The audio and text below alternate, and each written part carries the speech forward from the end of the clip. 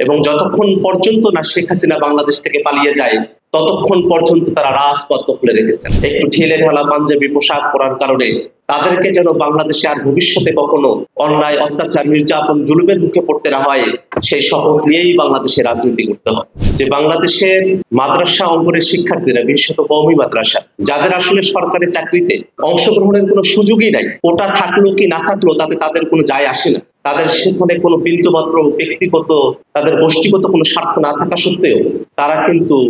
আন্দোলনে এসেছেন, জীবন দিয়েছেন, শহীদ হয়েছেন এবং যতক্ষণ পর্যন্ত না শেখ হাসিনা বাংলাদেশ থেকে পালিয়ে যায় ততক্ষণ পর্যন্ত তারা রাজপথ দখলে রেখেছেন। অতএব এই বাংলাদেশের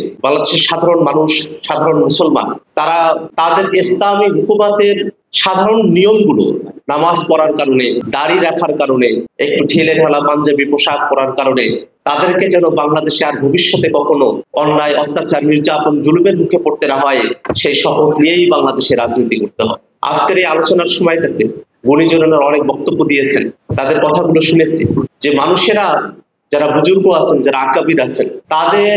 জীবনাচার, তাদের সংগ্রামের মধ্যে আমাদের জন্য অনুপ্রেরণা আছে, আমাদের জন্য শিক্ষা আছে। আমরা মনে করি যে আপোষহীন মানসিকতার মধ্য দিয়ে হেফাজতের নেতৃবৃন্দ তখনকার প্রলোভনগুলোকে দূরে ঠেলে দিয়ে ইসলামের স্বার্থে, বাংলাদেশের স্বার্থে, দেশের স্বাধীনতা, সার্বভৌমত্ব